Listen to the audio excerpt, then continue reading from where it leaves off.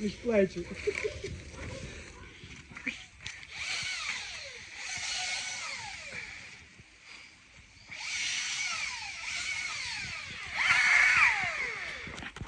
От така цікава у нас сьогодні робота.